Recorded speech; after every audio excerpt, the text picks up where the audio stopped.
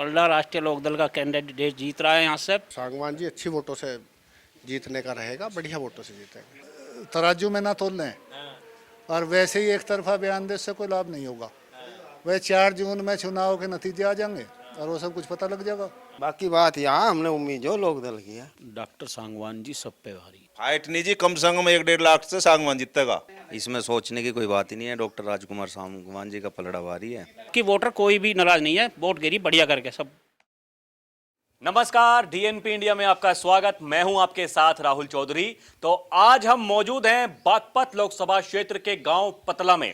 आपको बता दें कि चुनाव यहां पर खत्म हो गया है और ये बीजेपी और राष्ट्रीय लोकदल गठबंधन के जो प्रत्याशी यहां पर डॉक्टर राजकुमार सांगवान थे, उनका जो चुनाव हुआ और चुनाव में कहा जा रहा है कि उन्होंने यहां पर जो समाजवादी पार्टी के उम्मीदवार थे अमरपाल शर्मा, उनको टक्कर दी और वो उन पर भारी भी हैं।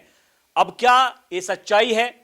मैं यही बात जानने के लिए यहां पर जो गांव के स्थानीय लोग हैं इनके पास में आया हूं कि ये क्या सोचते हैं कि जब चुनाव खत्म हो गया है, चुनाव खत्म होने के बाद में किसका पलड़ा यहां पर भारी दिखाई दे रहा है। और जो ये बात कही जा रही थी कि बीजेपी आरएलडी गठबंधन होने के बाद काफी सारे जो जातियां हैं वो इस बार उन्होंने बीजेपी को वोट नहीं दिया है, तो इसमें कितनी सच्चाई है, मैं यही सब बातें जानने के लिए आज यहां पर आया हूं और इन्हीं के ज़बानी जानेंगे कि इस चुनाव में क्या होने वाला है, किसकी जीत होने वाली है और कितने परसेंटेज से होने वाली है, कितनी बड़ी जीत या फिर कितनी छोटी जीत। तो चलिए चर्चा की शुरुआत करते हैं। जी, आपका नाम क्या है? हरिंदर सिंह जी। तो आप क्या सोचते हैं, ये चुनाव तो खत्म हो गया, लेकिन कैसा रहा चुनाव और किसका पलड़ा भारी रहा, कौन किस पर भारी है? चुनाव बहुत बढ़िया रहा जी। यहाँ तो एक तरफा डॉक्टर सांगवान जी जीत रहे हैं और सभी कोई से गांव में ऐसा नहीं है किसी गांव में बराबर रहेगा ना, तो मतलब परसेंटेज ज़्यादा जा रही है। सांगवान के पक्ष में है वोट, यहाँ सांगवान नहीं जीतेगा। कुछ लोग तो कह रहे हैं कि फाइट में है मामला, कुछ कहा नहीं जा सकता। फाइट नहीं जी, कम से कम 1-1.5 लाख से सांगवान जीतेगा। देख लियो, यो है जी। तो मतलब इसके पीछे क्या कारण रहा? आप कह रहे हैं कि इतनी बड़ी जीत होगी, तो क्या कारण है जी? छुटपुट वोट ही तो कटी हैं। जैसे समरपाल ब्राह्मण, तो थोड़े से ब्राह्मण नहीं, बाकी सारी जाति तो, और ये हरिजन जो उस पे गए हैं सब बसपा पे नहीं, बाकी तो सर एक तरफा ही वोट है। और कौन सी कटी है?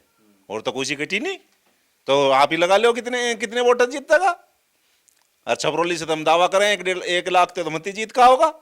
छपरौली विधानसभा थे, कोई सी में बागपत हो, छपरौली तय, बड़ौत, सिवाड़ खास और मोदनगर विधानसभा, कोई सी विधानसभा से नहीं पिट रहा, तो कहाँ हार रहा? देखिए, इनका कहना है कि जो 5 विधानसभा सभी में पलड़ा भारी है राष्ट्रीय लोकदल और बीजेपी गठबंधन का। और भी लोग मौजूद हैं, मैं इनसे बात करता हूं और पूछता हूं कि ये कैसे विचार रखते हैं। जी, आपका नाम क्या है? सतवीर। आप क्या सोचते हैं, चुनाव कैसा रहा, किसका दिखाई दे रहा पलड़ा भारी? चुनाव तो बढ़िया रहा जी। पलड़ा भारी लोक दल का चमक रहा। हमने तो लोकदल का ही है। हाँ जी, लोक दल का चमक रहा। अनु इलेक्शन है, हार जीत किसी की भी हो जाओ, कोई सबके पेट में तो भीतर बढ़ा नहीं रहता। बाकी बात हाँ, बाकी बात यहाँ हमने उम्मीद जो लोक दल की है। लोकदल की है। हाँ जी, वोट भी उन्हीं को दी है। हाँ जी, वोट लोक दल की दी जी। तो मतलब आप ही ने दी या पूरे गांव समाज ने, सबने एक होकर के? पूरे की नहीं कह सकते, अपने परिवार की। वैसे ज्यादातर लोग जो गए लोक दल पे गए। आपका नाम क्या था जी? हरिकृष्ण। आपके कैसे विचार हैं, क्या रहा चुनाव में, किसका पलड़ा भारी दिखाई दे रहा है और कौन से ऐसे मुद्दे थे जिनको ध्यान में रखते हुए इस बार चुनाव हुआ? भाई विकास के मुद्दे हैं और डॉक्टर सांगवान ईमानदार प्रत्याशी है, को लालच नहीं किसी किस्म का, काम करने वाले आदमी है और जीत तो भारी है ही। हाँ, जीत तो होनी है। ज़्यादातर वोट उन्हीं की पड़ी है, तो जीतना तो जरूरी है। तो कितनी बड़ी जीत मान रहे हैं आप? क्या कैसा मतलब रुझान रहेगा? कम से कम भी 1-1.5 लाख का जीत है। चलिए देखिए, कह रहे हैं कि कम से कम 1-1.5 लाख वोटों से जीत होने वाली है। जी, आपका नाम क्या है? अनिल कुमार। आप क्या सोचते हैं, कैसा रहा चुनाव और कौन किस पर भारी है? डॉक्टर सांगवान जी सब पे भारी है और बहुत ही बढ़िया जीत होगी, उसमें सोचने वाली कोई बात ही नहीं। कन्फर्म 1.5-2 लाख रुपए, 1.5-2 लाख वोटों से जीत होगी, निश्चित होगी। और भाजपा और आरएलडी का गठबंधन था ही। विकास के मुद्दे हैं, काम हो रहे हैं आगे भी अच्छे होंगे। डॉक्टर सांगवान जी ईमानदार आदमी और लोक दल के वरिष्ठ कार्यकर्ता और सच्चे सिपाही हैं। चौधरी साहब ने बहुत बढ़िया टिकट दिया, अच्छे व्यक्ति को टिकट दिया और लोगों ने उन्हें वोट भी दी, अच्छा व्यक्ति समझ के। तो इसमें कुछ सोचना ही नहीं है जीत किसकी होगी, हमारे डॉक्टर सांगवान जी की होगी।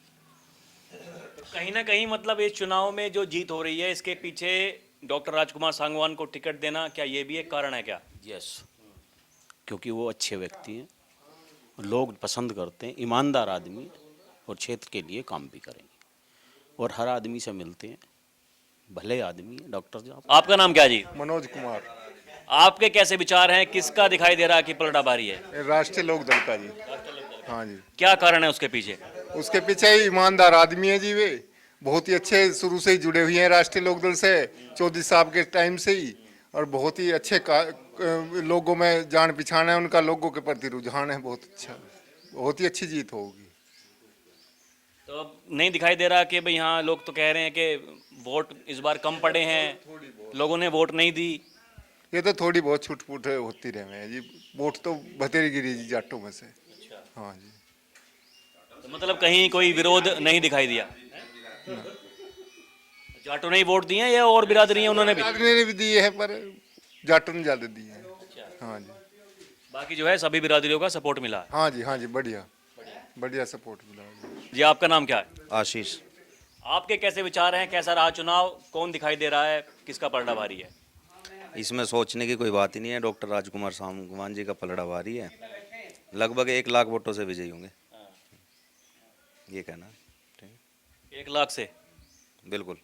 आपके साथ ही कह रहे हैं कि 1.5 से 2 लाख से हो जाएंगे। हाँ, हो सकता था, लेकिन वोटिंग परसेंटेज थोड़ा कम हुआ, उसकी वजह से थोड़ा जीत का अंतर कम रह सकता है, लेकिन जीत निश्चित है राष्ट्रीय लोकदल की। कि मतलब खाली क्या कारण है उसके पीछे? केवल उनकी जो राष्ट्रीय लोकदल पार्टी के जो कार्यकर्ता थे डॉक्टर राजकुमार सांगवान, उनको टिकट दे दिया गया, छोटे नेता को बड़े नेता के रूप में बनाने की प्रक्रिया की गई, वो एक कारण है? या फिर इसके पीछे कहीं ना कहीं बीजेपी आरएलडी गठबंधन भी कहीं ना कहीं कोई कारण है? नहीं, आरएलडी गठबंधन और भाजपा का गठबंधन ये तो इम्पोर्टेंट रोल निभाया ही है इसने तो, लेकिन वो भी एक कर्मठ और वरिष्ठ नेता हैं, ईमानदार छवि है, उसका भी कहीं ना कहीं असर गया। जी आपका नाम क्या? मेरा नाम प्रदीप योगी, नगर पंचायत पतला से हूँ। क्या सोचते हैं चुनाव में? चुनाव तो खत्म हो गया, अब तो नतीजे आएंगे, लेकिन चर्चाएं क्या चल रही हैं चुनाव के बाद? चुनाव के बाद चर्चा ये है, देखो सब अपनी अपनी जो लड़ाई है भाई, लोक दल वाले, भारतीय जनता पार्टी का जो गठबंधन था भाई, ये भी अपनी बात है।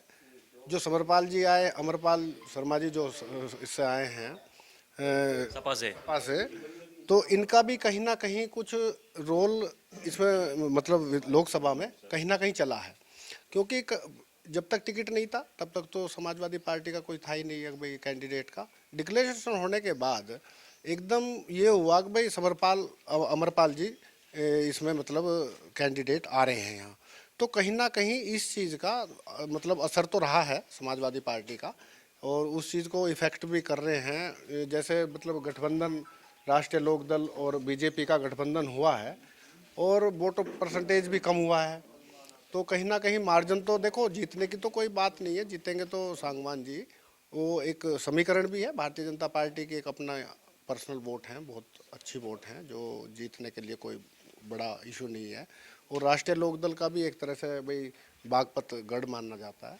तो दोनों चीज़ मिलने के बाद कोई ये तो इसमें है ही नहीं संशय वाली बात है कि भाई हारने या जीतने की कोई बात, लेकिन कहीं ना कहीं इस चीज़ पे जो एक इफ़ेक्ट हुआ कि भाई जो ब्राह्मण लोभी है वो उस पर जारी है, क्या नाम है, समाजवादी पार्टी पे।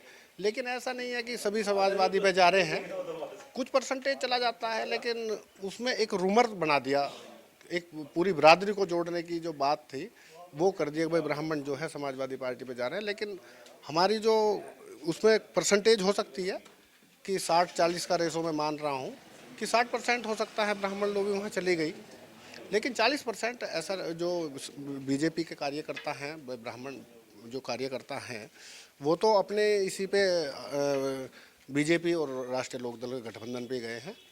तो समरपाल जी का इतना रहेगा नहीं, थोड़ी सी चर्चा ज़्यादा है, लेकिन क्योंकि एकदम मतलब कहीं ना कहीं ये भ्रम फैलाया गया लोगों के मन में कि टूट गए, सारी सारी वोट चली गई। ये सब भ्रम ही है। मतलब ये सिर्फ मार्केट में जो बात चल रही है कि भाई इस तरीके से ये वोट चली गई हैं, ये हो गया है, इतना ज़्यादा इफेक्ट नहीं है। जो कार्यकर्ता हैं, जो बीजेपी के कार्यकर्ता हैं, वो जो वोटर हैं, वो तो उन्होंने वोट दिया है, लेकिन कुछ आदमी भ्रम फैलाने वाली स्थिति रहती है। अब ये 4 तारीख में रिजल्ट में पता चल जाएगा कि किस तरीके से क्या हुआ है। ये तो मतलब ऐसा कुछ है नहीं, सिर्फ चर्चा मुझे लग रही है। मतलब कुछ खास नहीं है, केवल मतलब चर्चाएं हैं, ऐसा कुछ नहीं है। ऐसा कुछ नहीं है। और ये सांगवान जी अच्छी वोटों से जीतने का रहेगा, बढ़िया वोटों से जीतेंगे। जी, आपका नाम क्या है? मेरा नाम नरेंद्र चौधरी है, नगर पंचायत पतला से हूँ और भारतीय जनता पार्टी का पदाधिकारी हूँ। तो चौधरी साहब बताइए, ये चुनाव जो खत्म हो गया है, जो चर्चाएं चल रही हैं कि टक्कर है, इस सीट पर टक्कर होने वाली है, क्या आप देखते हैं किसका पलड़ा भारी दिखाई दे रहा? भाई हम सच्चाई को नकार नहीं सकते। पहली बात तो यह कि टक्कर थी ना, लेकिन बाद में होगी। कहीं ना कहीं जो गठबंधन मजबूती से बना था और धीरे धीरे जैसे चुनाव नज़दीक आया तो उसमें कुछ कमजोरी आई है। और जो हमारा स्थानीय विधायक रहा नोएडा से अमरपाल शर्मा, इसका भी काफ़ी असर पड़ा हुआ। तो हार जीत में ज़्यादा अंतर नहीं होगा, 20,000 30,000 के अंतर से हार जीत होगी। कैंडिडेट दोनों बराबर से लड़े हैं और मेरे नगर पंचायत में तो मैंने ऐसा लग रहा कि जैसा समाजवादी पार्टी ही विनर रहेगी। यहाँ की बात आप कर रहे हैं? हाँ, हैं? नगर पंचायत पतला में। यहाँ तो सब कह रहे हैं ये लोक दल को भर भर के वोट गई हैं। वो ऐसा है कि हम अगर तराजू में ना तोल लें और वैसे ही एक तरफा बयान दे, से कोई लाभ नहीं होगा। वह 4 जून में चुनाव के नतीजे आ जाएंगे और वो सब कुछ पता लग जाएगा। क्योंकि यहाँ का जो मुस्लिम वोट है, ब्राह्मण वोट है और अदर वोट है, वो ज़्यादातर नल के खिलाफ ही गया हुआ है।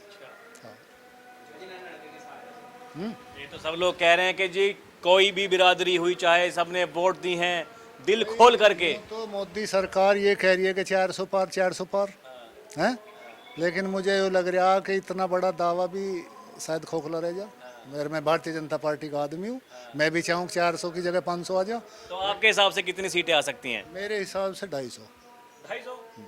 तो सरकार भी नहीं बन रही फिर तो। बस जैसा भी है, क्योंकि हम इंडिया गठबंधन ने इतना कमजोर थोड़े मान रहे हैं। हाँ, इतना कमजोर नहीं है। जैसा इधर चले जाओ दक्षिण में, केरल में, आंध्रा में, कर्नाटक में, वहाँ भाजपा का खाता ना खुल रहा। उत्तर प्रदेश में जहाँ 80-80 गा रहे हैं, वहाँ 60 पे सिमट रही है। हाँ, मतलब आप पार्टी में होकर के पार्टी लाइन के खिलाफ जा रहे हैं, मैं समझ में नहीं पा रहा हूँ ये हो क्या रहा है मामला। मैं पार्टी की ही ज़्यादा तारीफ करूं, वही तो सबसे बड़ा एक कारण है।